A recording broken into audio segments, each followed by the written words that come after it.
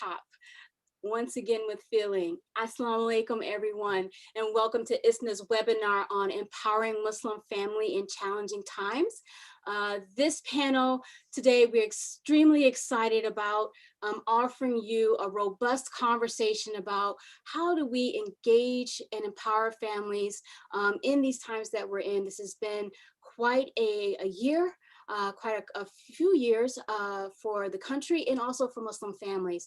And we have a distinguished panel of speakers to talk about a range of topics, one being the fiqh of family, which Imam Majid will handle for us. The next being Dr. Anisa Nadir, who will talk about how we can strengthen our family institution and build resilience in our family and communities. And lastly, we'll have Brother Habib Qadri, who will talk about the youth in particular, how we can learn from our youth and also understand some of the challenges that are happening with our youth in our communities. So without further ado, my name is Bonita McGee. I will be moderating this session, and we're going to start with our first speaker, which is Imam Majid. He needs really no introduction, but a couple of quick things. He is the current Imam and scholar of the Adams Center in Northern Virginia and was previous president of ISNA. And we are looking forward to his talk, and we'll see you in about 15 minutes. Oh, I forgot the dua. Imam Majid, if you would be so kind as to also open us with the dua before you speak. Inshallah. Bismillah, alhamdulillah, wassalatu wassalamu ala rasulillah. Sister Benita, thank you so much for the introduction. I will begin this gathering with reciting Surah Al-Fatiha to open the gathering with. أعوذ بالله من الشيطان الرجيم. بسم الله الرحمن الرحيم. الحمد لله رب العالمين. الرحمن الرحيم. مالك يوم الدين. إياك نعبد وإياك نستعين. اهدنا الصراط المستقيم.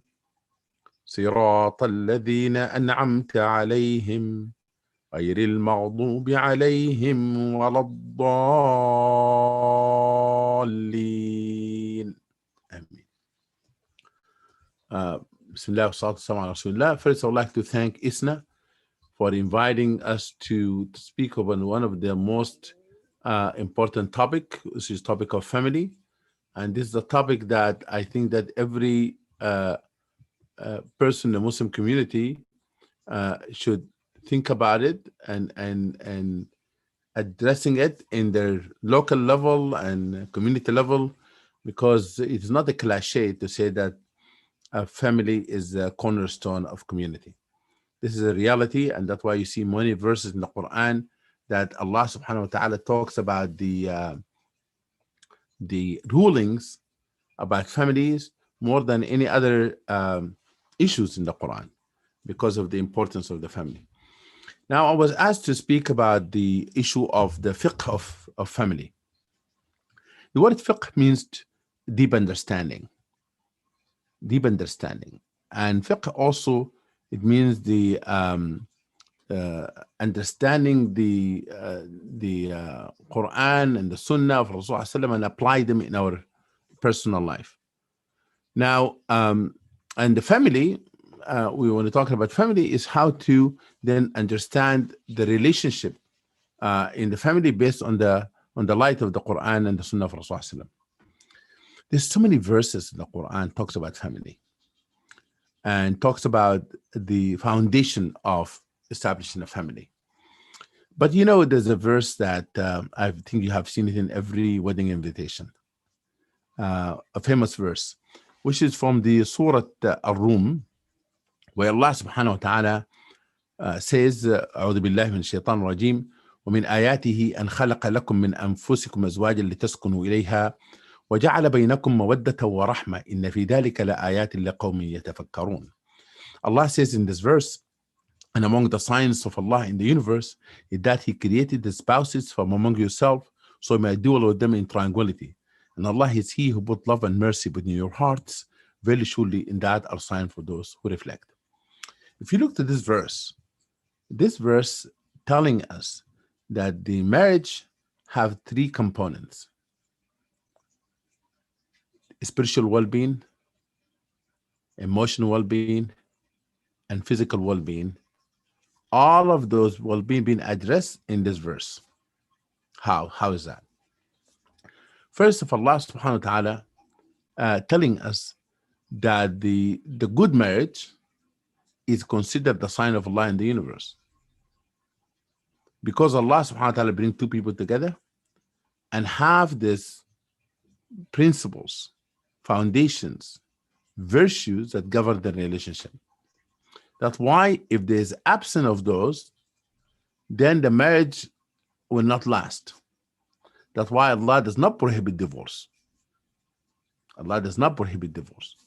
Because if those things are not there, those ingredients are not there, then تسريح بإحسان إمساك بمعروف وتسريح بإحسان. Either stay together in good terms based on those terms I just mentioned of this verse, that is the ma'ruf. When you talk about Allah subhanahu wa ta'ala said hold into relationship with ma'ruf being defined in this verse. Those are the principles. Or تسريح بإحسان, or release one another with kindness. Now, there's something very important I want to address here, is that when people about to get married, they have to understand the fiqh of marriage. They have to understand what to sustain the marriage. And here, I would like to talk about Dr. Anisa Nadir, who's going to be speaking to us. She's been doing courses in preparing people before they get married, and I attended 2 of their graduation, mashallah. Wonderful job, actually. Therefore, a person should seek program like this to prepare oneself before they get married. Now, this idea of marriage contract, it is not just a light idea. When people really entered this relationship, Allah called this marriage contract a strong covenant, pledge that a man gives to a woman entering this relationship. As Allah subhanahu wa ta'ala says in the Quran, وَكَيْفَ تَأْخُذُونَهُ وَقَدْ أَفْضَى بَعْضُكُمْ إِلَى بَعْضٍ وَأَخَذْنَ مِنْكُمْ مِيثَاقًا غَلِيظًا. And how comes you will not honor the dowry and you'd like to take it back, the mahar, after you've been intimate or been close to one another and establish this intimate relationship with one another, and Allah have said that the women have taken from you the pledge, the mithaq, the covenant, because the noon here is a noon with fatha, akhadna, not noon with alif. Allah is not the one who's taken, the women have taken from the man. When the man asks for his mahar back and to commit injustice to his wife, depriving her from her rights, Allah subhanahu wa ta'ala said you cannot do that. For the issue here in the marriage, in the family, is based on family relationship are based on the following. Number one, mutual understanding and mutual rights, which is the issue of equality and justice in the family. And here we're talking about that the person should not demand their rights before they fulfill their obligation. That's why the Quran calls it zawjiyya, parity, azwajan. And then the reason of this parity of mutual rights and mutual obligations to create a tranquil society, tranquil family, a peaceful family. Because if everybody fulfill their obligation and function as supposed to, the way they're supposed to function in the marriage, especially husband and wife, or should they become the parents, imagine like a bird has 2 wings. If one of them is not functioning, then the dysfunctional marriage is that you cannot be able to fly. The marriage will not be able to be sustained. For both husband and wife have to participate and to know their obligation and fulfill their obligation towards one another. That's why Allah calls it zawjiyya. And zawjiyya is a universal phenomena.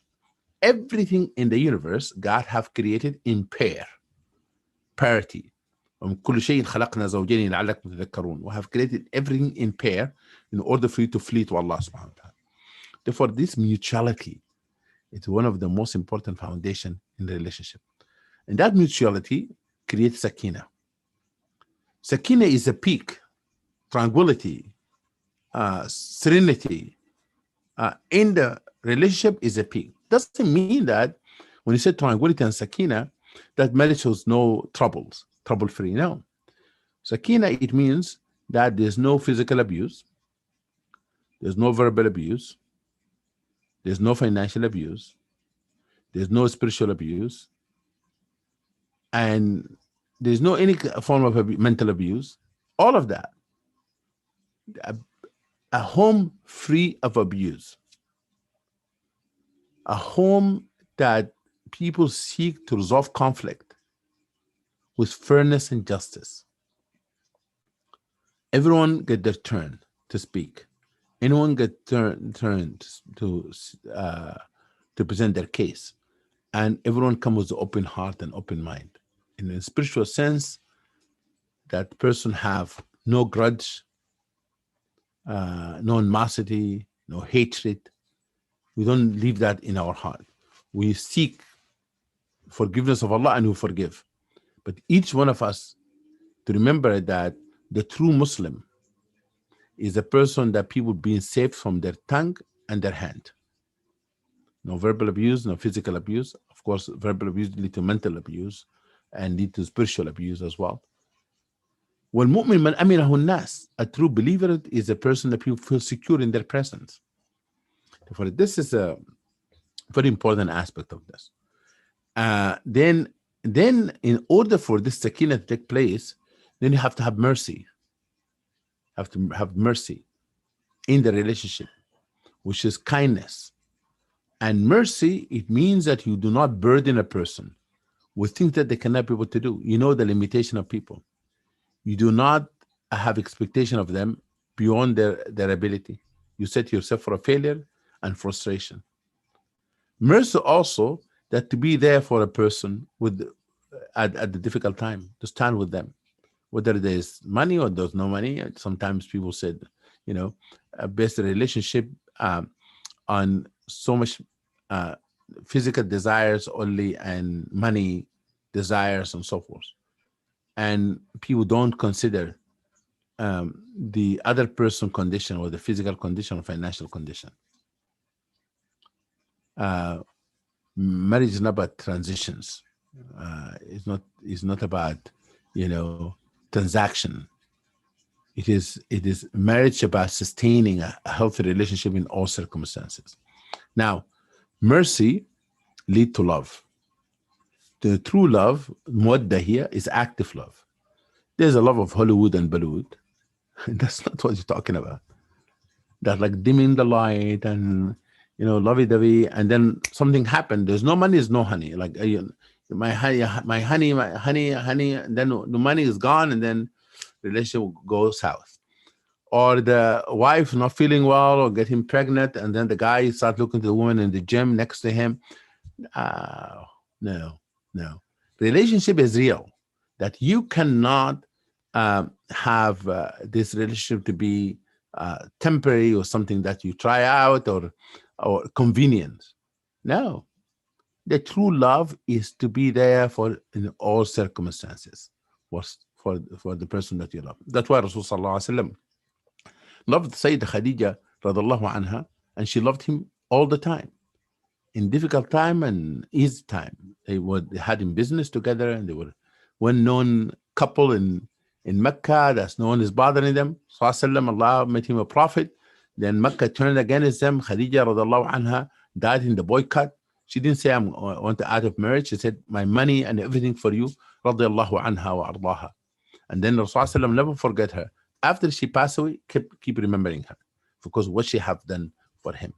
For it's very important in marriage relationship to think about this is a serious commitment. Now, the physical aspect of this, that we have to remember in marriage, that each one of us have to do service to others, not to have someone become like our servant. Uh, uh, Let me just speak to the brothers. Your wife is not your servant. This is together. You serve together. Rasulullah used to come home and help in household, fix his own shoes, and take care of own business and help and engage with his family. Therefore, there's the issue of service, serving one another. And it would be interesting if a man or a woman, their spouse said to them, "Can you give me a glass of water?" They say, "Oh, do you want you want some, ice on it? Can I make you a tea?" Because they know if they do that, they get an extra credit with Allah subhanahu wa ta'ala. Do ihsan in everything. The last thing I want to say, because I wanted to hear from the wonderful speakers with us in this talk today, Dr. Anisa and my Dr. Anisa, my first teacher training us at ISNA, and my dear brother Habib Qadri, as well-known educators and teachers. But I'm going to give them a chance to speak by ending by saying this. Life is a journey. In a journey, there's many transitions and many changes and many events. Marriage is one of those biggest events. Family, it is one of the most important priority. It's not a cliche. A person must be willing to do everything for their family, because that's what Allah is going to ask me about. I really believe that if we get the family right, we get the community right. May Allah bless all of you. Assalamu alaikum wa rahmatullah. Jazakallah Imam Majid. What a wonderful and wise words that we can all use and carry forward in this life and in our relationships for that. So thank you very much. The next speaker to give us some of their wisdom is Dr. Anisa Nadir. I'm excited to introduce Dr. Anisa. She is the owner of Dr. Anisa Nadir and Associates. She provides diversity training. She's a social worker. She's an entrepreneur. She's a scholar. She's the president and co-founder of the Islamic Social Services Association. The list is long. She also has an upcoming book coming out in the spring of 2021. That she can tell you a little bit more about, but without further ado, welcome Dr. Anisa Nadir. We're looking forward to hearing from you. Assalamu alaikum. It's a pleasure to be here with everyone this afternoon or evening. Sister Benita, so good to see you. Brother Mukhtar and Isna, thank you for inviting me. It's a pleasure to be here with you. So this few minutes that I have with you, my topic is strengthening the family institution. And there are a lot of aspects to that. That's pretty broad. I tend to be a prevention specialist and focus in on the prevention aspects. And so I'm going to talk a little bit about prevention, but also what is social services, and then focus in a little bit on the part of social services that I am most passionate about and tend to focus in on. So when we think about prevention and early intervention, there are various strategies, but some of them include education and awareness. I mean, Imam Medjid said that that's basically how we met. You know, we were learning together, and I had the opportunity to share some information with some of the imams. So, I mean, education is a big piece of prevention, because once you know and once you grow in awareness, then you have a better sense. And what is it? I think Maya Angelou said, once you know better, you do better. So I think that that's really important. I think another important aspect are the protective factors and the Substance Abuse Administration, Mental Health Administration, and many studies have talked about the value of protective factors. And before I share what those are, I want to kind of reflect on the study that is called the Adverse Childhood Experiences.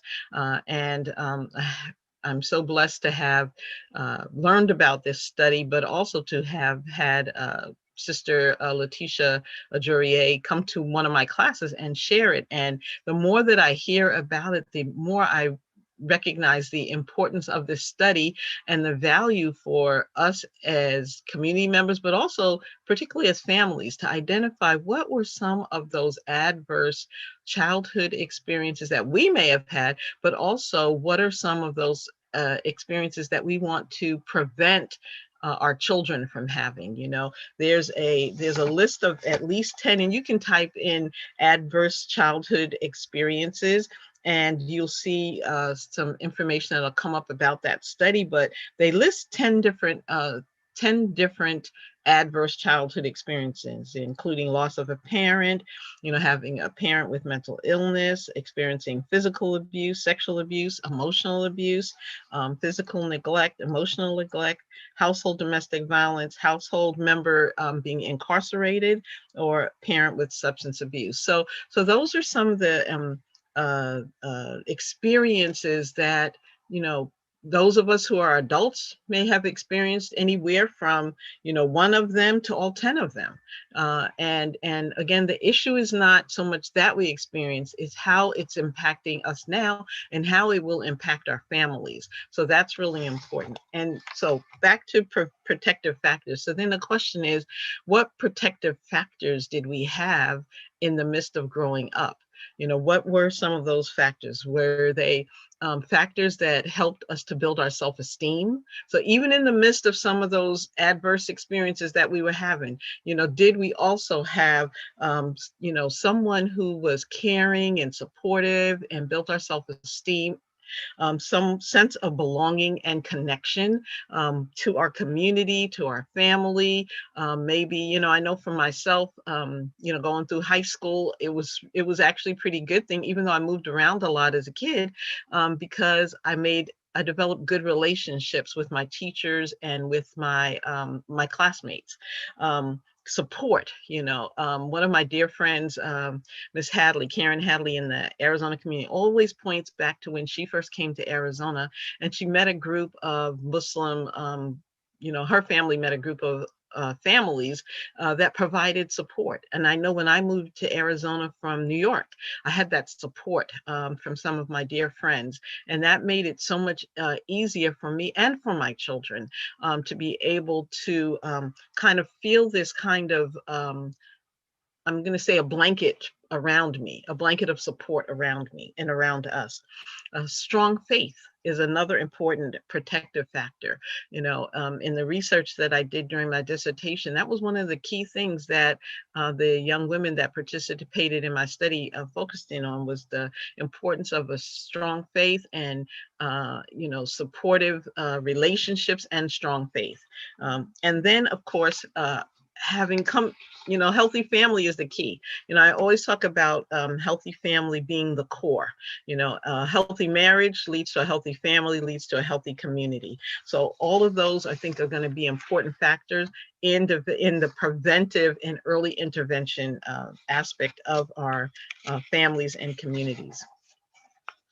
I want to go on to just share for a minute a little bit about what are some of those actual strategies. Preventive or early intervention strategies. They may be premarital education and preparation, which is something that I'm really passionate about. And I spend a lot of time in a course that I've developed to address and to educate the students in the course before the nikah, you know, before the marriage, so that, you know, one of the things we find out is that a lot of people don't have any knowledge about what it takes. And we spend more time preparing for the wedding than we do preparing for the marriage and for a long, healthy marriage. counseling, premarital and marriage counseling, marriage enrichment. All of these services can be preventive and part of an early intervention strategy plan. Domestic violence education and prevention, substance abuse prevention, social skills development, having those skills, basic things like, yes, thank you, good manners, good communication skills. My daughter and I actually had a chance in our local Islamic school to develop a program, work on a program at one of the schools called Proactive Youth Development. Is basically about learning how to relate to one another and how to demonstrate empathy and care and concern for one another. And then, of course, socialization and recreation. Our young people especially need that. Brother Habib, I think, is going to talk about the youth, but the importance of having the opportunity to recreate together and socialize together as young Muslims is a prevention and a protective factor in early intervention. Going on a little bit to talk a little bit about kind of what is social services? Oftentimes people say, they think about social services maybe more from a disaster and relief perspective, and that's certainly part of it. But I think it's also important to recognize that social services has a long history, and it includes and began with, families helping families, went on to religious congregations and members caring for one another, mutual aid societies, just kind of helping each other to build, let's say in a rural community, kind of build our home or build a barn or whatever, or those kinds of things. And then also just the family visitor, but it developed into a more professional endeavor. And why was that? Basically because the society grew and our needs and issues became more complex. We needed more professional knowledge to be able to deal with those. And that's what's happening with the Muslim community. And that's what's happened with the Muslim community over these past 50 years or so, especially even though the Muslim community in America has a longer history than that, certainly even before Columbus, but the more recent modern institution, if you will, of the Muslim community has seen the growth and development. I'll just take my example here in Arizona, coming here about 40 years ago. Very small community. I mean, just look, a handful of us, one mosque and a handful of us. But the community has grown and developed, and as it's grown and developed, we saw more needs for the family. We have seen more needs for our youth, and it goes beyond just building masjids. And masjids are important, we understand that, but if we build masjids and the people in them are not well, they don't feel safe and secure, they don't have healthy families like Imam Majid talked about, then we're going to be at a loss. So that's going to be really important. And so we need, and what this has led to is the need for a comprehensive system of professional and volunteer social welfare, family and mental health services. And so basically what that looks like is, the need for kind of a holistic system, a system that includes things like my favorite, premarital education, but also school social workers. I mean, even in our Islamic schools, we need school social workers so that the school social workers can identify and address some of the needs that our young people are facing, especially when their parents and their families are not getting along well. Or perhaps if they, maybe are having difficulty with accessing, food, or, because there are a lot of kids who go to school without a good breakfast. Even social workers, psychologists, and counselors can be there to address some of those needs. Hospital social workers, I had the opportunity during my long career working in the hospital, and that's so important. It's important for us to have Muslim social workers in the hospital to be able to identify and address some needs, and also to interpret, to provide cultural interpretation to the doctors and to the nurses sometimes that will be there. Youth programs, we certainly talked about that. One of my favorite programs, I have two, but MENA was certainly one of them. That's a national program that came out of ISNA, but also in my local community, we developed Al Mu'mina, the Young Muslim Women's Group. And it was a great opportunity for our youth, especially our young women, to grow and to develop develop, to socialize, but also to learn about their deen and develop good Muslim relationships. So that was really important too. Foster care. I just saw recently in one of the groups that I'm in the need for foster parents for Muslim youth. You know, that's a social service. So oftentimes people don't think about this whole broad range of needs.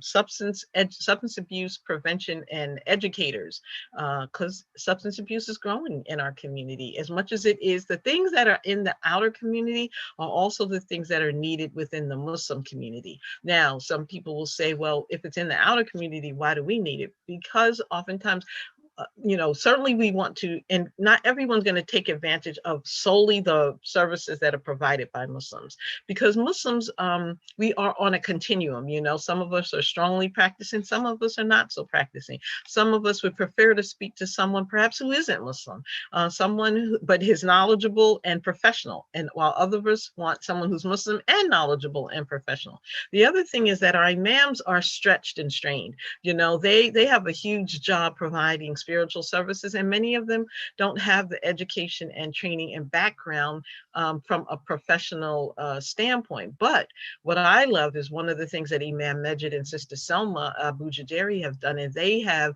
collaborated. And I think this is such a great model for how we can empower and strengthen our families when imams and professionals work together to address the needs of our communities. Imams may be the first line of defense, if you will, and they can then identify, maybe, you know, provide some of that spiritual guidance and counseling, and then refer them to the professional for the kind of professional services that they may need.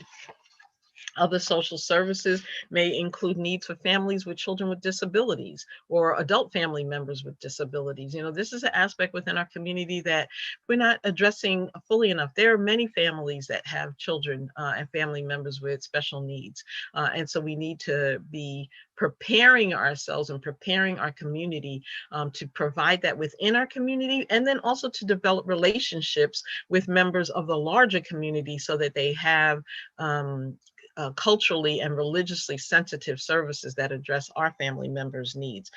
Certainly, we know we've been dealing with and addressing refugee services. As I was talking about this last evening with my husband and daughter, one of the things I remembered is that early on in the 90s, when the Bosnian families came, there were not very many Muslims, counselors, psychologists, social workers here. I was one of the very few, and I had the honor and the privilege of providing counseling services to one of the early Bosnian families.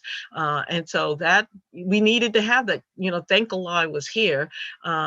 If not, you know, who would have helped to address maybe some of their, the trauma that they had faced and that they were continuing to face, because the war wasn't over when they came. And so they saw and continue to see and to be traumatized and re-victimized by some of the things they saw even on television. So I think that that was really important, and that is important. Those services that are continuing, employment services for our community members, our refugee community members, mental health services, integration within the society are all very important. And then, of course, domestic violence, education, prevention, and awareness. I mean, domestic violence is real. It is happening within our community, too much, and not more than other communities, but certainly too much for our community. And so, you know, that's a part of that comprehensive social service need.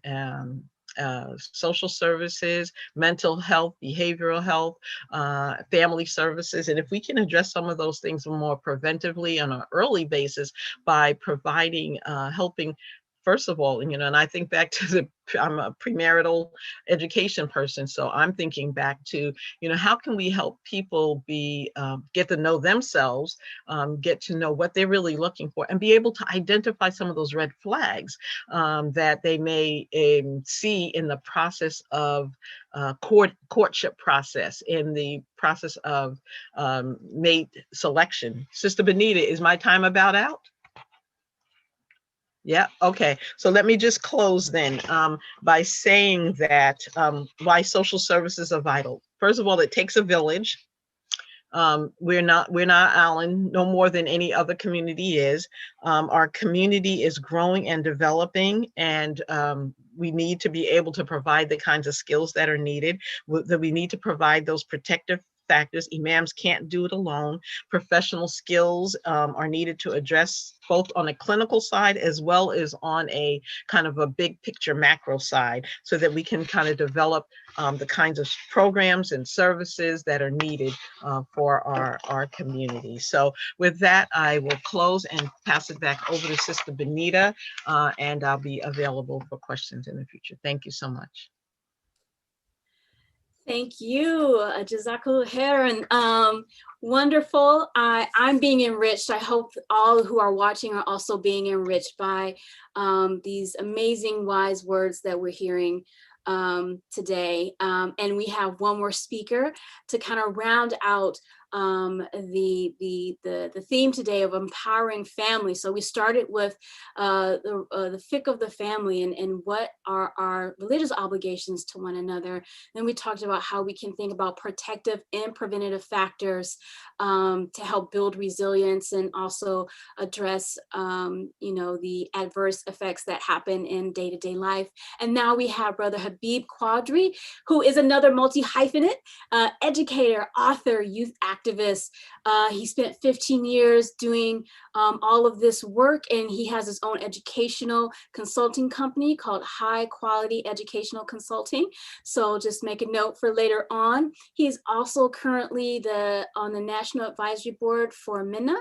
And I won't keep him long. He has a wonderful presentation for us, and I'm going to let him get started whenever he is ready. Just a reminder, as he's setting up, to please, we're going to be taking questions and answers after this. So if you have any questions you like to pose to the panel, please put them in the chat box, and we will definitely make sure that those get asked to the panel.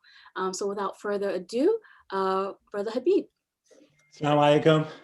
Alhamdulillah Rabbil Alameen, wassalatu wassalamu ala Rasul Kareem. Thank you, Isna, Sister Benita, Dr. Anisa, Imam Majid. May Allah reward all of you, Dr. Mukhtar, for this opportunity. Just want to double check. Can you guys see the screen, the slides? Dr. Benita, are you able to see the slides? I just want to make sure. We can see the slides, but it's not in presentation mode. Okay, so yeah, I'm gonna do that right now. Just double checking. Okay, perfect. Okay, so just really quick, I wanted to kind of talk about, we were talking about families, and right now families are going through a lot of difficulties. So, and I don't want to, so today I want to kind of focus on, especially this last year, and some of the stressors that kids are having. So they had asked me to talk about some of the stressors and also talk about some of the social justice, and then what are some things we could do? So I first want to kind of go ahead and just kind of give you guys the slides on exactly what's happening. So stressors for children. So when is major traumatic events could happen, right? Someone gets sick, and especially in this COVID year, there have been people who got sick. So that could change that. Kids could get worried. Sometimes they themselves could get sick. Some of their family members could get sick. Extended family could get sick, or someone they know. Or sometimes even it might be like, I wrote an article about Kobe Bryant earlier when he passed away, and some parents might be like, why are they so worried? Or why is some kid sad? And I kind of talked about that. Sometimes when kids look up to individuals, Muslim, non-Muslim, it could have been because they like them for sports or whatever. It also could be devastating. And that also happened this year, right? So you'll see that major traumatic events can put some stress on a child, where all of us have to realize that just because we could deal with it really well, that doesn't mean every other individual can. That could be another family member, it could be a spouse, it could be a child, and even each child, their different personalities. So kind of keeping that in mind. Number two, significant life changes happens, right? And sometimes you're moving from one city to another city, right? Or you have a family has a divorce, and you'll see those become where as adults you're trying to figure it out, but sometimes each child takes it differently. Or academic failure, especially with COVID. Some kids are really struggling with remote learning. They're having a tough time. They're like, okay, I'm not able to, I need that extra support. I need to meet with them, but I don't want to be on their remote learning online for 6, 7, 8 hours. So you'll see that becomes a big part. Or just a significant life change was COVID. It changed many things. A child who wanted to graduate in March was not able to have at the end of the last quarter together. Didn't have a regular graduation. Didn't get to see their friends. Kids who had sports teams or academic clubs, or organizations. They didn't get to meet or participate in debate competitions or sports competitions. And then it went on all the way through the summer, then all the way until the fall. So you'll see that there were challenges after challenges, or a child who comes in their first year to high school, and guess what?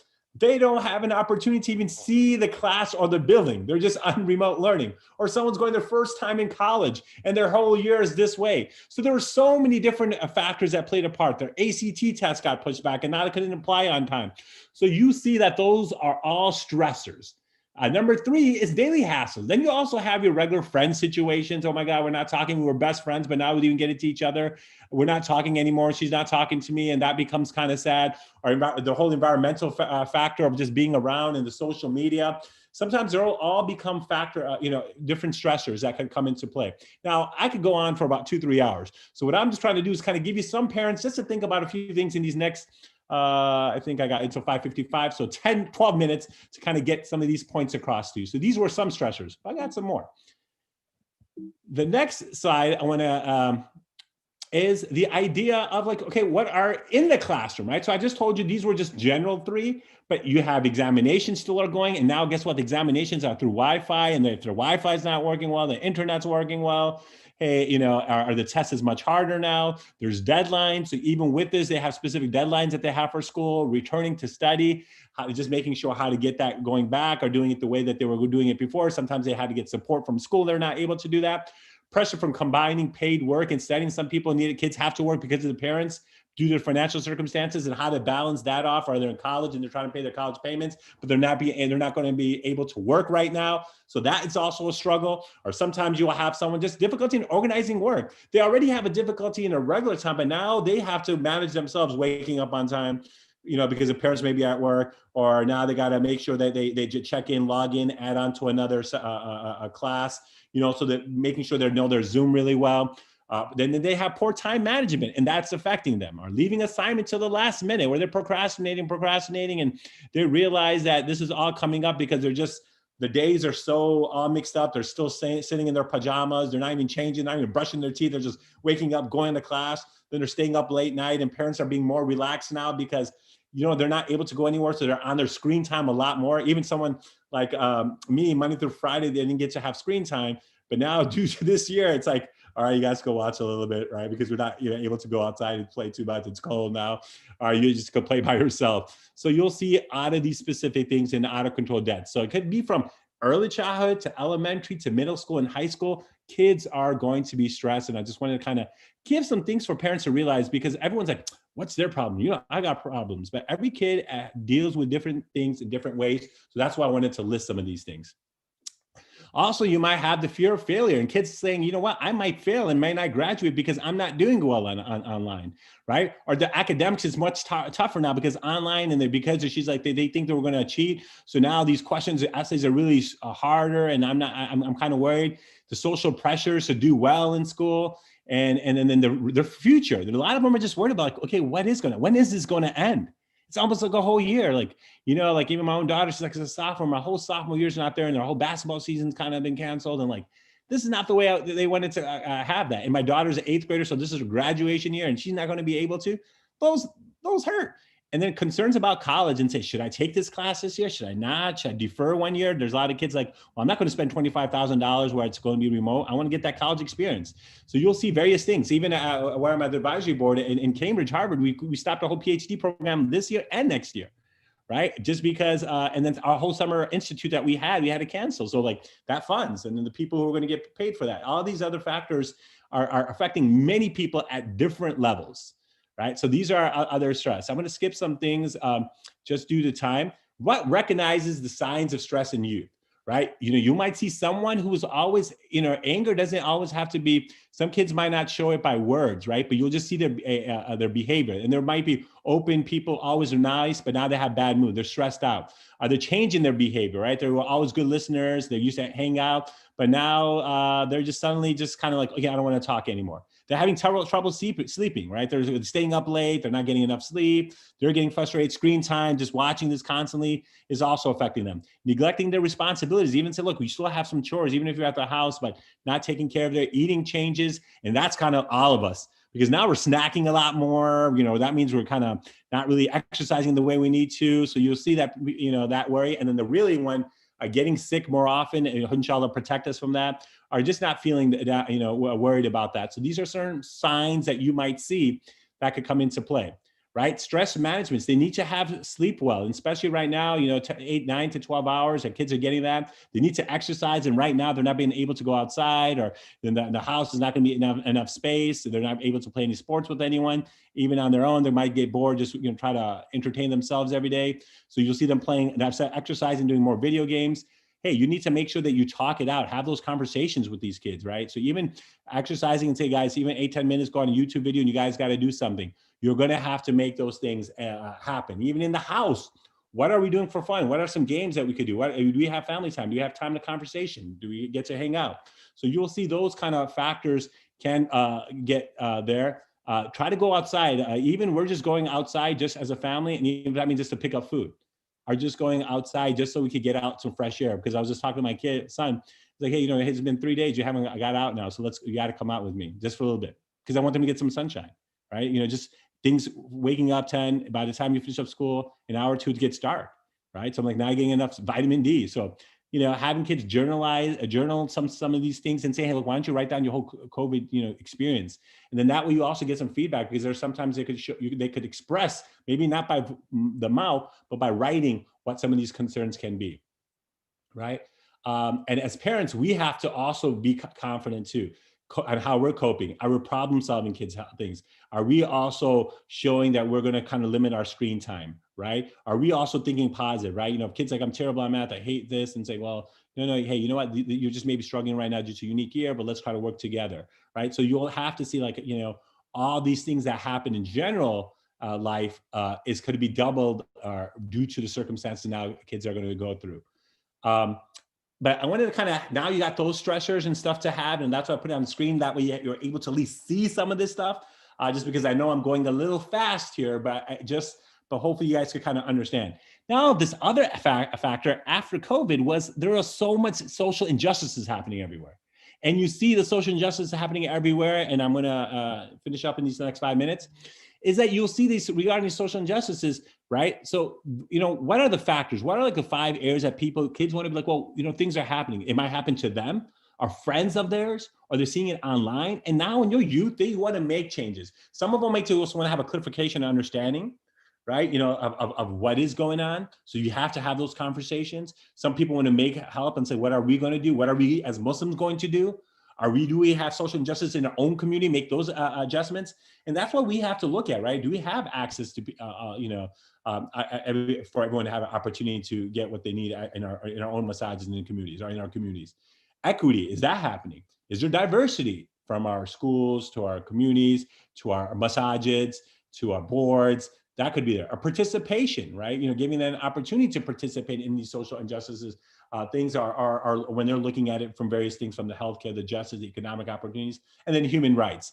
Kids want to make change, and we have to listen to them and say, what can we do? And sometimes it could be reflections in our own community of what adjustments we have to do. So these are kind of factors that you see that some of our kids will be kind of discussing. And these conversations we need to have. But now you might be saying, well, Brother Khadir, well, how do we have these conversations? Well, that's where I'm going to finish off with, and then have that. So 8 tips for handling difficult conversations, because we all have difficult conversations. And then sometimes, you can't avoid it. Difficult conversations can become more difficult the longer you wait. You sometimes have to have those conversations, and it has to have a purpose. Like, when you're not here just to yell at them, to try to help solve that problem. And you remind them, look, we're having this not just because I'm disappointed on whatever the academics, or the behavior, or your lack of sleeping, or you're not cleaning your room, but having that purpose and say, well, how do we help resolve this? Be confident, direct. Sometimes you just have to, you're the parent. And it's okay to sometimes, that doesn't mean you have to yell the whole time. It's if you're always calm, and then a few times that when you are raising your voice, kids are like, wow, you made Baba mad, right? And so that changes the game. And so when kids know that, hey, Baba doesn't always yell, but this time, he's kind of disappointed. Be open to others' perspective, right? Sometimes you have to see it from their perspective and say that. Like, we had that conversation about letting them play, my son to play video games, right? He finally got a PS4 at 11, 12 years old, right? So we're like, okay, you know what, with all this going on, my wife was like, hey, I think they might need some other alternative for him to play. because we would always go outside or just play outside sports. So I was like, all right, it has to happen. Be empathetic. We got to look at it from their perspective. If I know adults are getting frustrated this year, you got to think kids are also, right? And then stick to the facts. It plays a big part, and then come up with the solution. And that's the whole purpose, right? So if you could keep these specific things in mind, inshallah ta'ala, that can happen. And then you'll see that even with these conversations, you got to make sure that emotions are taken care of, wait for the right moments, create a safe space for that discussion. And sometimes you have to have a third person, even though I deal with kids all the time. But sometimes with my own kids, I might have to have the other person. Maybe it has to be the wife speaking, or sometimes I have to speak, and those conversations happen. And then difficult conversations with teens, and it's 5:53, so 2 more minutes. Encourage open dialogues, ask open-ended questions, and ask them to support their ideas. Admit when you don't know something. If you don't know, and say, look, I'll have to get it. Let me find out from a religious perspective what's the answer for that. Get them to consider the complexities and difficult subjects, right? And trying to make them understand why things are happening. So even having a time as a family, maybe praying salat together, then reading a hadith, and just having conversation. Every day we go like, hey, look, Mom, what you did in school. I asked my wife what happened. And I explain what I did in the day. That brings up a conversation starter. Or we have one hadith that we kind of talk about and looking at it from different perspectives. And what's your view on this? So these all play a big part, or reading a page. So it could be current events, it could be TV, it could be news, it could be religion. Having that and talking about the news and what's going on in the world is very important. You don't want them just to get everything from Google, religiously and also current events. Sometimes you just want to get also perspective, so they can know it from a religious perspective, from a cultural perspective, from a social justice perspective, because not everything online is always correct. So may Allah reward all of you guys. These were just some things to think about, and Allah protect. And guess what? Do your best. Allah subhanahu wa ta'ala will take care of the rest. So we just got to go ahead and do that. And that's why we have to ask Imam Majid, hook us up with those du'as, ya Sheikh. Assalamu alaikum. MashaAllah, what a wonderful presentation, way to end the conversation. I almost jumped out of my seat when I saw your last slides on how to have difficult conversations. You actually took a question away from me, because that was going to be one of my questions to the panel was, all the things we talked about require effective communication at its core. And how do we help facilitate that and facilitate conversations that are uncomfortable with one another, to facilitate these things. So we're now moving into the question and answer phase of it. And again, I encourage anyone who has any questions to please put them in the chat box, and we will answer them. But before I start asking my questions, I'm going to do something a little different. You may not always see on these types of panels, but I wanted to give the panelists an opportunity to either respond or ask a question of one another. So I'll give you a minute or two, because a lot of things resonated with each one of you as I was listening, and I just wanted to give you all a moment. Is there something, a nugget that you got from each other that you'd like to highlight or ask a follow-up question about? And then I'll begin with my questions.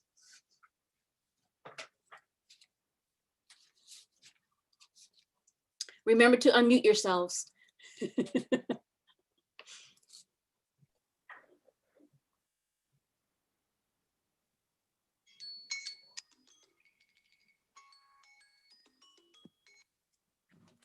Imam Majid, we can't seem to hear you. I'm saying that since my co-panelists are not saying anything, I would say something to them. I think that, first of all, I would like to emphasize what Dr. Anissa was saying about preparing oneself for marriage. And I really endorsing that again, that take this issue very serious, because we have seen how people don't understand this nature of this relationship. They enter it not prepared. For the Ustaz Habib Qadri, I really enjoy the idea of how to have a conversation, especially with teenagers. I think that's one of the biggest problems in our community, is the generational gap.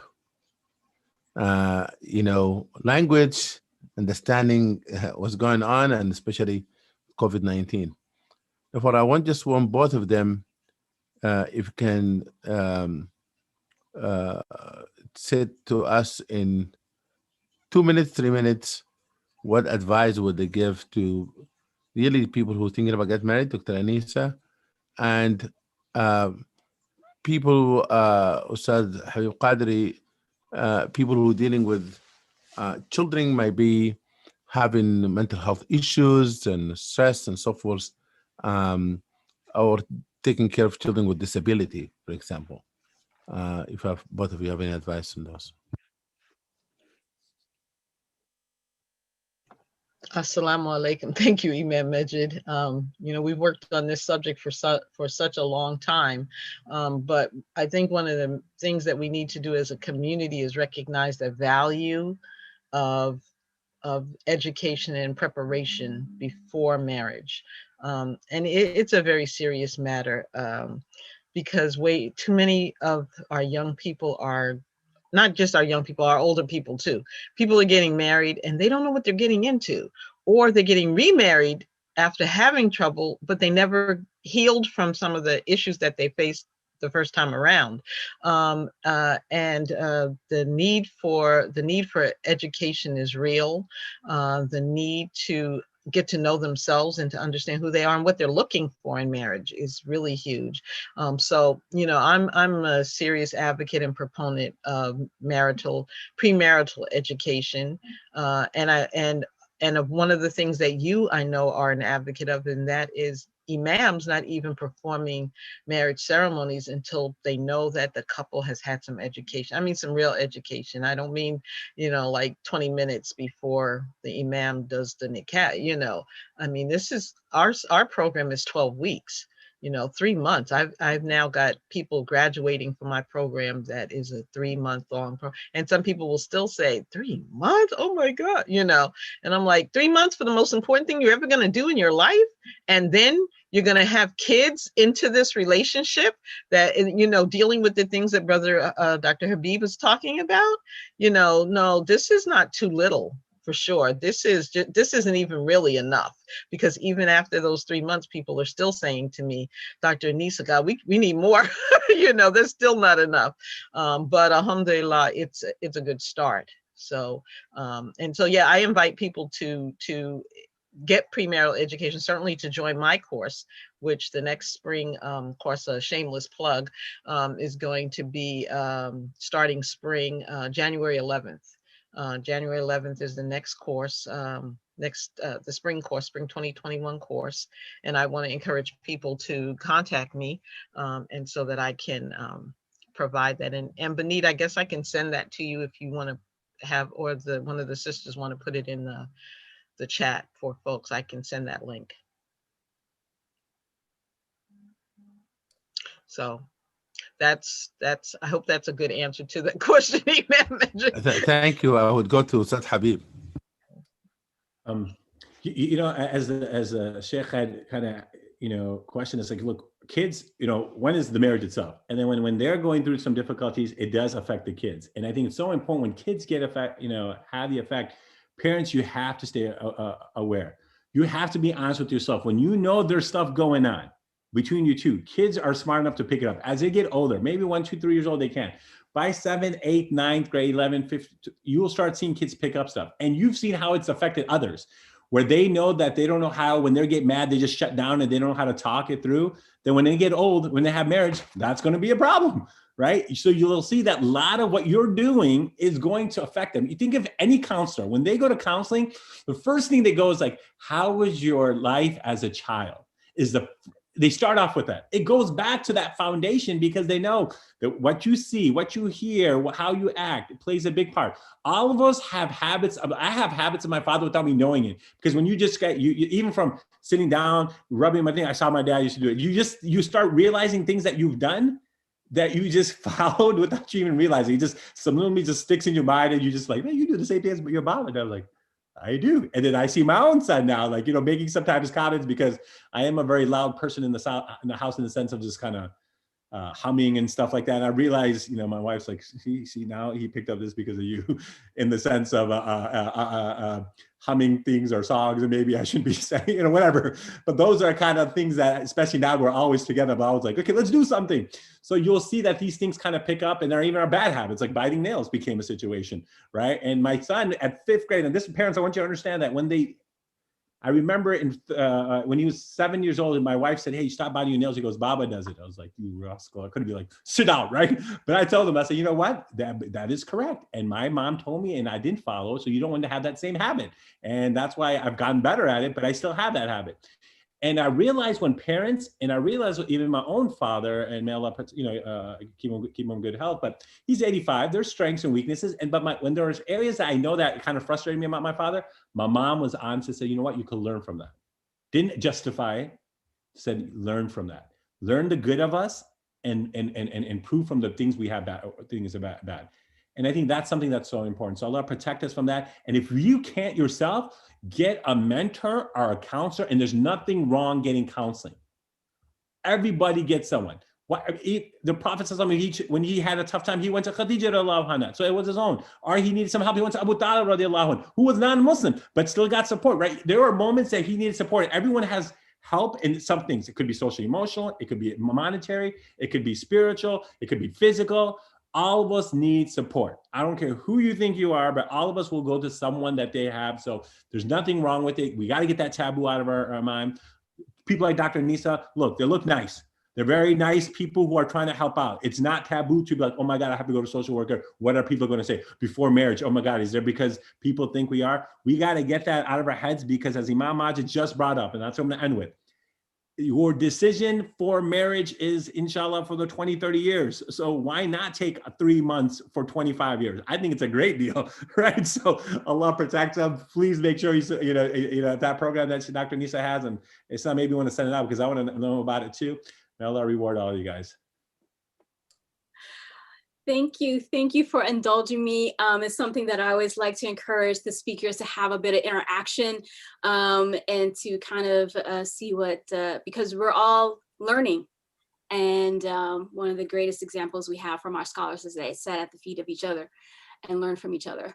I have a question that I want to circle back to around vulnerability and resilience and the acceptability of that happens in the larger community. But before that, I wanted to get in a question from the participants of the webinar. So I'll ask that question and then we'll circle back to the other one. This comes from Brother Fawad. His question is, how do you address parents who are denying issues with their children? Both as, so you respond both as a teacher and from the community perspective. Dr. Nisa. Dr. Nisa, remember to unmute yourself. I thought that would be your question. Why don't you take that and then I can add to it perhaps. So one thing is that especially with parents, where they're denying, I think sometimes you have to have tough conversations. As schools, we have to have that, and sometimes you could get data to prove that. A lot of times, kids themselves, if you go to, you kind of talk to them. I realize a lot of times in communities, like, oh, no, that's just so and so. That's how they are, or that's just the boy. That's how our custom. Like, boys are rough, but that's how No, we have to like, well, this is it is, but how do we get it better? So I think, if we are having tough time with parents, having that conversation with them, if not someone who knows them well enough, and sometimes you just have to go with the students and look, these students are, when he's having this tough time, there is factors. It's not always the other kid who's causing this to him to have that, and saying there could also be reciprocation, right? Just like as adults, when we have marriage, not always is going to blame one person and say, well, there's two ways, and having that third person sometimes say that same thing might go a long way. So I think it is something that we have to, as individuals, kind of go through. And if it's not from the parents themselves, through a third person, or maybe the child themselves can maybe write out stuff and say, hey, I think I do need some support and help. Yeah, I think also that's where family counseling comes in. Sometimes, as parents, first of all, many of us are, we weren't parents before, or maybe we have older kids, but each child is different. And so seeking the help of a family therapist to help us to kind of bridge the gap and be able to help us communicate to our young person in our family.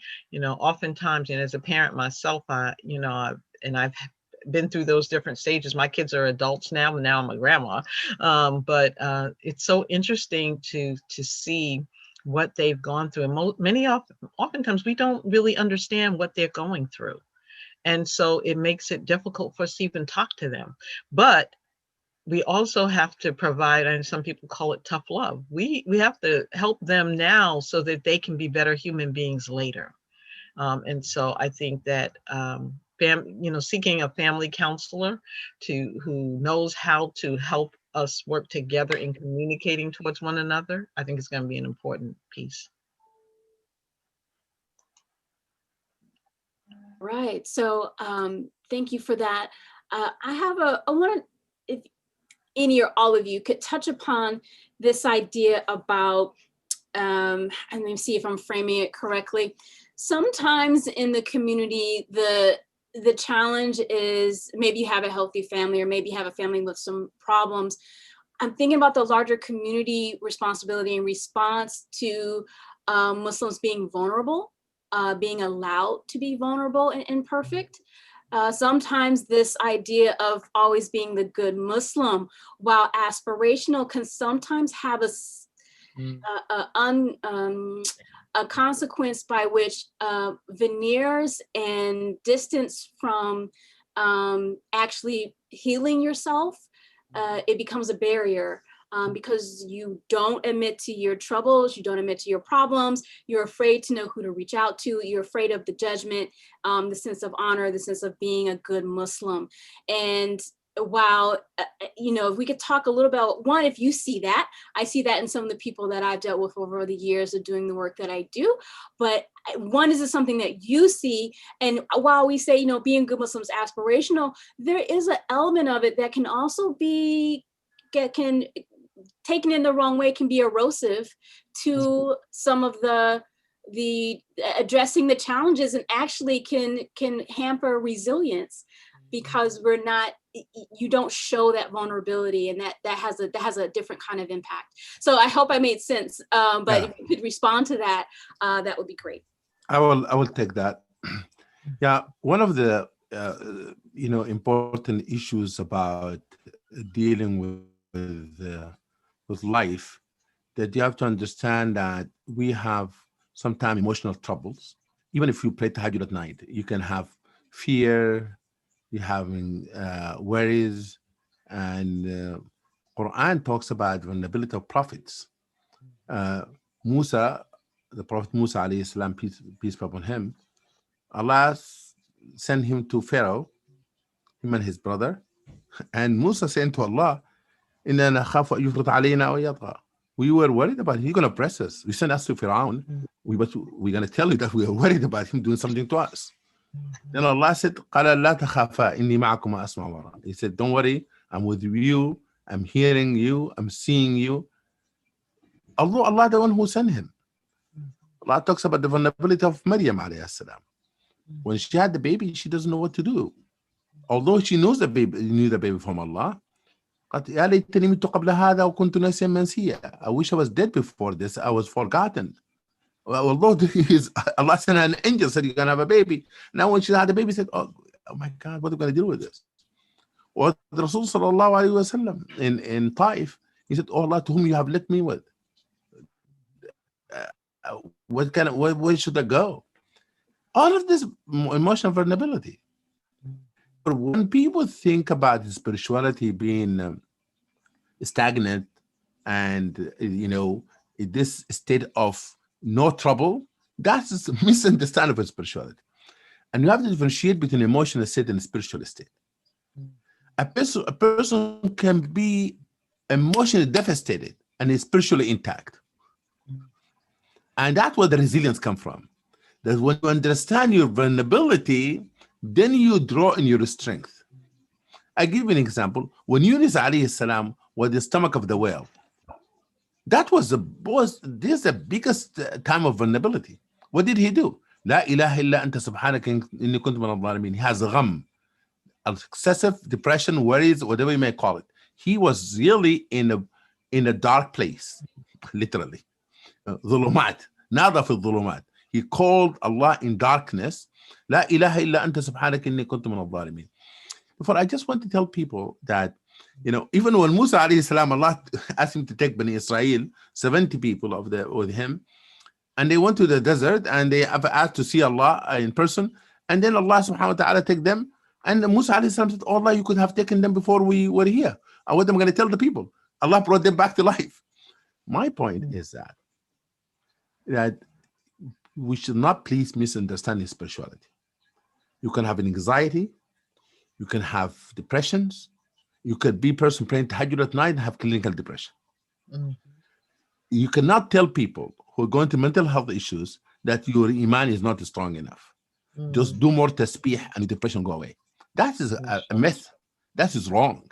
Because Rasul even recommended for people to eat something called talbina, which is made from the barley and so forth, to reduce sadness. Sayyida Aisha said that.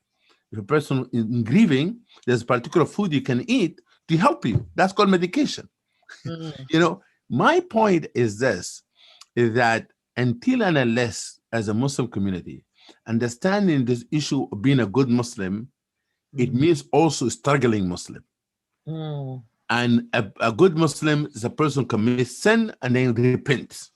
A good Muslim might have questions, you know, about issues that happen to them. Say, why happened to me? That does not question their connection with Allah. A man drank alcohol so many times. They brought before Rasulullah, and then one of the Sahaba cursed him. Rasulullah said, don't curse him. He loved Allah and His Prophet.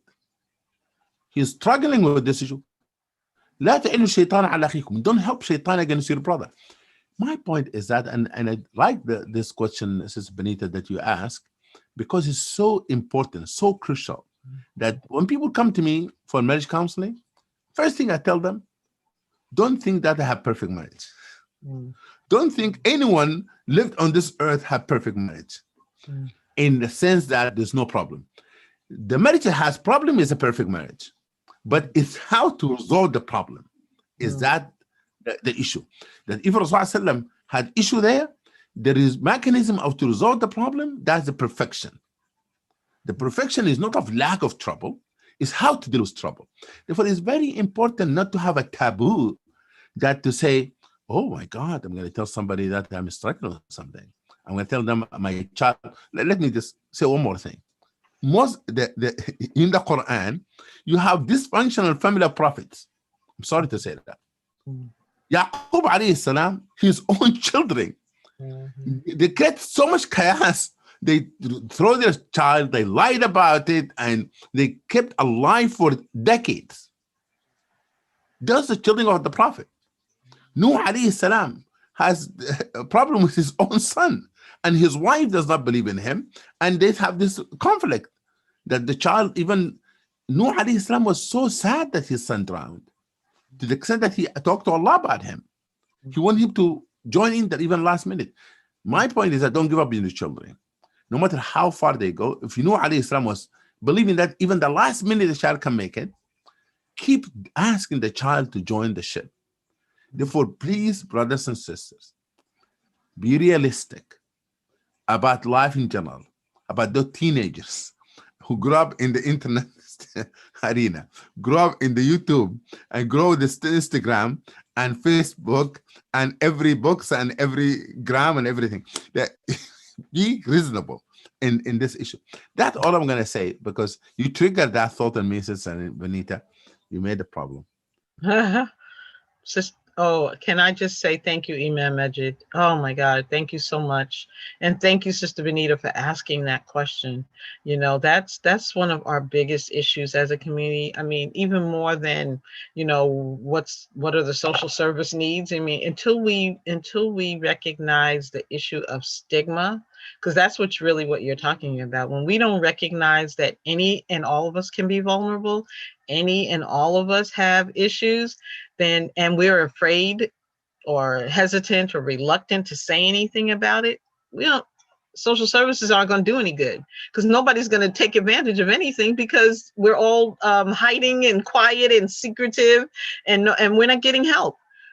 because, you know, of this feeling vulnerable and afraid. You know, I know some people, they're afraid to say anything because they're afraid about what's going on in their family, because they're afraid no one will marry their daughter if they knew that this family has whatever issue, whether it's a mental health issue or whatever, or they're afraid that their child won't be accepted within the community, or their community will be, the family will be ostracized because, you know, and I mean, it's happening at all levels, you know, from our leaders to our, you know, community members in mass, you know, we all got troubles, you know, but how much we want to say about it is dependent upon where our community is and who are our community, and how we feel, how trusting we are about where our community is, and how we're going to be received for whatever problems or issues we're facing.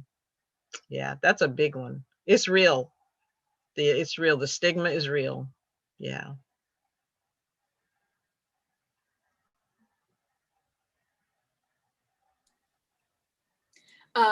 Just opening up to Brother Habib, if you wanted to respond or add to anything that has been said. Otherwise, I have another question. Yeah, I think what Imam said, Imam Majid and Dr. Nisa just reiterated too. There is that stigma we have to get out. And I think, Allah, and then really that one part of, if community members do know, then what is going to happen for them in the future. And that one about marriage is such a big point. Like, that's why we want anyone to know, because then who's going to marry so-and-so with that stigma? So Allah protect us. I mean, and help us to get through this, so that we can be a community who helps and supports one another. Yeah. So I have two questions. I think we will have time to get it in. One is about the role of mosques and Islamic institutions in empowering Muslim families. What are they doing now? What are some elements that we need to consider for the future state of families? How we're defining families is changing. How Muslim families are interacting with each other is changing. So I wanted to put that on the table. And I also wanted to highlight, there was a question from one of the participants, and they're asking how to interface with toxic American popular culture. Any tips for, you know, Netflix and chill may have a different context in many different families in terms of, you know, what you're doing, how you're engaging in other elements. So you can choose either one to respond to, and I'll step back. The one regarding Brother Habib Qadri, yes, use. Okay. Oh, sorry, Sheikh. I'm saying this is your question. I said this is yours. For the Netflix and the social media, I think it's so important, because right now, because kids are staying home, right? So I know I'm a big believer. I'd rather have streaming than regular TV and you're just changing channels, because you got commercials, you got all these other things. So I'm a big believer. Hey, if you are going to let them watch something, you know, still try to put a limit. I know even for me, you know, the reason I'm being hesitant because this year is my first time, like, my kids like, man, we broke the rule. I had them at least for 13 years, Monday to Thursday, no TV. But now it's that first year. I'm like, okay, you know, you guys have to. So I think that Netflix, but you parents have to take some time to double check what's out there. Cartoons are not cartoons anywhere. So kidsinmind.com, kidsinmind.org, the Christian the right groups have done a phenomenal job of looking at it from violence, from sexual orientation, you know, on the show movie, broke it down, or common sense media. They've done that for TV now. They've done it for, I think, even books. They're starting to do that. So which just kind of gives you at least background. You have to at least do some part. And also maybe making it a family time to watch. Now, again, you can't do it all the time, but at least keeping an idea on what's there, because each one at certain times. And when it says TV 14 for them, realize TV 14 is a lot more liberal for maybe a TV 14 for us from a traditional religious standpoint. So that's why you have to pay attention. Things are okay now. So even when you're watching, like, the reason I'm saying TV shows I don't like, because, or where you're just flipping channels. So if you go into Cartoon Network after 8 o'clock is called Adult Swim. So the cartoons are more mature, like 15, 18, where they're kind of sexual orientation. Like they're just topics that should not be there. So you can't just be like, I know a lot of us like to sleep early because our kids are staying up late. Then you have to, then the last thing is, and I'll stop talking, is putting parameters on these devices, right? First, don't give any of these kids this, right? I'm like, if you, at least when they're 4th grade, 5th grade, 6th grade, 7th grade, don't need it. High school, I understand there might be a thing, but even putting limitations. And so like our kids, only my oldest daughter has one, but we have where we go on screen time and you can put the parameters on everything, even our iPads, everything. Put the parameters on there, this and that. Even my wife has a password. It's better because it's better than the guy having the password in my mind. So that way they can just parameters in everything, right? So from websites, adult websites to, music, you can put all these limitations on that. Even a video, links that you don't want that. So please, these are just small 4 or 5 things I think you should be able to do as we are, giving them an opportunity to watch social media. Yeah, I like what you said, Brother Habib, in terms of sitting down with your kids as much as you can. But even if you can't sit with them, have a conversation with them about what they've been watching so that you put your interpretation on it as parents. And not this, that it's totally out. That's not realistic. It's not realistic. So thank you for sharing that. Imam Majid, you going to take the mosques and communities one? I thought that you're going to take it all of it, guys. I'll share it with you. To me, you've been an amazing example of what mosques and communities ought to do. Adams Center has been an amazing, you have trailblazed in that arena in terms of stepping out there and looking at the importance of mosques, imams especially being involved in and making the decision that you're not going to marry people without premarital education. When people have trouble, you know your lane and you know how to refer to a professional. I think you've established a social services department at Adams Center. I think that's huge. I admired that when we went there to visit, there was a part of the masjid that was during the week was being used for community services. It wasn't, carpet down all the time. You had, you rolled the carpet down for Friday, but the rest of the week there were community activities going on. I really admired that. So I think those are some of the things that need to be, incorporated into the mosque in our area, our largest masjid. Now there's more conversation about, community services and mental health services. The ISA office is located right upstairs now from a masjid. So I think when we can have, when we can partner and collaborate together, I think we got to move away from this imams only, or professionals only. We got to work together on this. The job is huge. And sometimes we get the call and sometimes you get the call, so those are just some of my, and I would almost also say we need to limit the building of masjids at this point and invest in social and community services. And that means also paying people to provide these services. I'm definitely going to put that one in there. I think and recently we had a situation in our community, and the first thing that was said was, we need more professionals to volunteer. Well, professionals got to feed their families. We can't expect professionals to volunteer. This is this is what people went to school for. They may have student bills to pay. They have families to feed. You can't expect them not to be paid for their training, just like we expect everybody else to be paid for their training. So those are my thoughts, Imam. Yeah, thank you so much. One of the things you can do is also subsidize the work of the professionals, meaning that the mental health professionals make a deal with them. You said we're going to refer cases to you, and the message is going to subsidize and pay the counseling session for those people who cannot afford it, as we do in Adams. Alhamdulillah, we have sisters Sue Kafri doing a good job in that. But the issue that I would like us to say that in a kind of healthy family, the 3 components. There's the spiritual component, there's the emotional component, the social components. The social components include a welcoming masjid. A person just converted to Islam, doesn't have a family. They jump into the water, and while the people who are grew up in Islam putting their feet on the on the bathtub or the lake, they're not completely into it, and they see themselves that they really have been left with no social support. Our masajid has to be also inclusive, welcoming. Uh, we have masajid that dominantly immigrants, African American person comes in, feel it does not fit, and all the social gathering being done, with the same ethnicities and so forth, and people left outside of that circle, and therefore that family left with no support because of the how the community structure itself. And that's why in Adams we created a task force to make sure that we're inclusive, is to examine the issue of racial equity, and the task force is still working.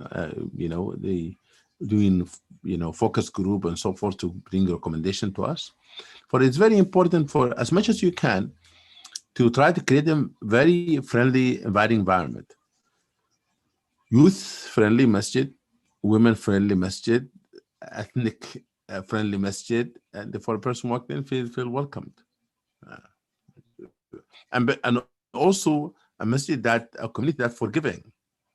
What I mean by that, a person like, when I was growing up in the Sudan, a man who used to be addicted to something, was to drink a lot and so forth. Then he met Tawbah, and a guy was traveling overseas, came back to the community and found this guy calling adhan. He said, "This guy calling adhan? When did this guy be calling adhan?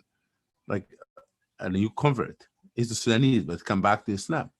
And my sheikh said to him, "Leave him alone. Perhaps now he's closer to Allah than us." You know, he said to him, "That guy maybe not closer to Allah than us." We have to, the religious police has to go from the masajid. They need to retire.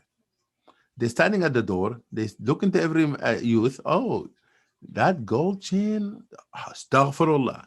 Pink hijab, blue hijab, red hijab, whatever, astaghfirullah. Yeah, those people has to go. Those are the people really turning away from Islam. We should make a sign or masajid. There's no religious police in this masjid. Everyone welcome. Just end it. End it. It should be a slogan. Anyway, I talked too much. Okay. No, mashallah, that was great and good advice from both Ma'am Majid and Dr.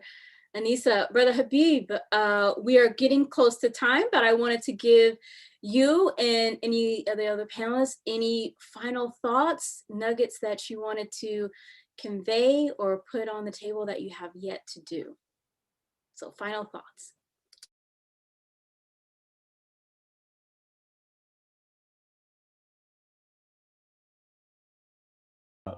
Three things. So three things. One is we have to do our self-reflections on our own selves to see, are we okay? Because if we're not okay, then we can't help others. Second of all, we need to be listening to our own kids and seeing what concerns that they have.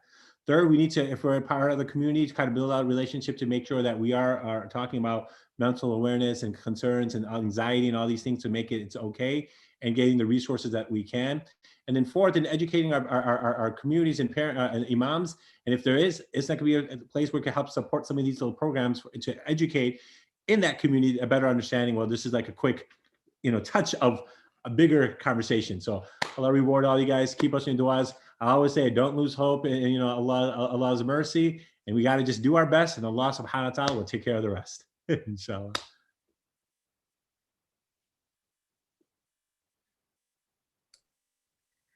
Okay, I think that we're at time, and I want to respect everyone's time here. Thank you so much to the panel. Jazakallah khair. Thanks so much to the participants who have been active on the chat. This has been beneficial, inshallah. May Allah reward you. And if someone would close us out with a dua, that would be great. Not me. You don't want to hear my Arabic, so. I started. I would give it to whether Habib or Dr. Anis. Imam Majid, we love your Straight dua. through the shakes. Believe Shakes me. goes. طيب, okay, we'll end it to say, we ask Allah subhanahu wa ta'ala Almighty to heal all those are sick, and especially those who are suffering from the COVID-19. Ya Allah, heal them. Give them a speedy recovery. We know that we lost some members of our community. Oh Allah, forgive their sin. Widen their grave. Shower them with your mercy. May Allah subhanahu wa ta'ala reward all of you, those who are listening, and reward my two sisters and my brother for being here today, and Isna for gathering us together. May Allah protect our family and protect our children. ربنا هب لنا من أزواجنا وذرياتنا قرة أعين واجعلنا للمتقين إماما. ربنا آتنا في الدنيا حسنة وفي الآخرة حسنة وقنا عذاب النار. صلى الله على سيدنا محمد وعلى آله وصحبه تسليما كثيرا. السلام عليكم. Jazakallah here. It was a pleasure to be with you all today. Nice to meet you, Brother Habib. Nice to see you again, Majid and Sister Benita. Touch base here. I'm gonna look you up now. So.